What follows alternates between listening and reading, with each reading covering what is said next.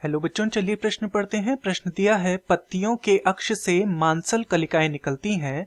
जब यह झड़कर धरती पर गिरती हैं तो नए पौधे बनाती हैं। इन्हें कहते हैं। तो हमें बताना है कि इन्हें क्या कहा जाता है। विकल्प ए दिया है बल्ब, विकल्प बी दिया है पत्रकंद, विकल्प सी दिया है कंद तथा विकल्प डी दिया है भूस्तारिका। तो इस प्रश्न में हमसे जो पूछा गया है वो पत्ती के अक्ष पर जो मांसल कलिकाएं उपस्थित होती हैं उनके विषय में पूछा गया है। अर्थात इस प्रश्न की जो मुख्य अवधारणा है वह मांसल कलिकाओं के विषय में है। मांसल कलिकाएं, हमें इन मांसल कलिकाओं का नाम बताना है। तो मांसल कलिकाओं के विषय में इस प्रश्न की मुख्य अवधारणा है। तो चलिए सबसे पहले इन मांसल कलिकाओं को समझते हैं। तो जो मांसल कलिकाएं होती हैं वो पत्ती के अक्ष पर उपस्थित एक संरचना है तथा ये क्या होती हैं, ये छोटी कलिकाएं के समान दिखती है। छोटी जैसे कलियां होती हैं उस प्रकार से ये दिखती हैं तथा इनमें मांसल कलिकाओं में जो भोज्य पदार्थ होता है वो संग्रहित होता है। तो क्या होता है, भोज्य पदार्थ संग्रहित होता है इनमें मांसल कलिकाओं में।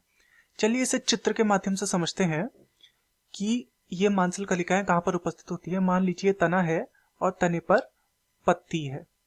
इस पत्ती का जो अक्ष है यहाँ पर कुछ संरचनाएं होंगी जिन्हें हम बोलेंगे ये होती हैं कुछ मांसल कलिकाएं यहाँ पर उपस्थित होती हैं, मांसल कलिकाएं।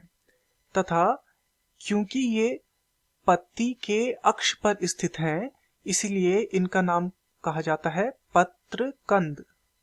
पत्रकंद इन्हें कहा जाता है। पत्र अर्थात पत्ती और पत्र पर जो स्थित है वो है पत्रकंद, पत्र के अक्ष पर जो स्थित है।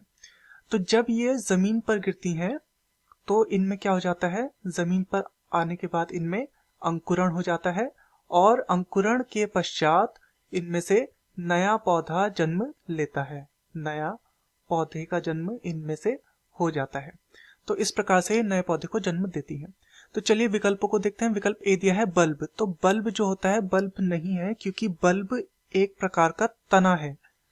ये क्या है, एक प्रकार का तना है। इसका उदाहरण यदि हम देखेंगे तो प्याज इसका उदाहरण है। तो ये हमारा उत्तर नहीं हो सकता।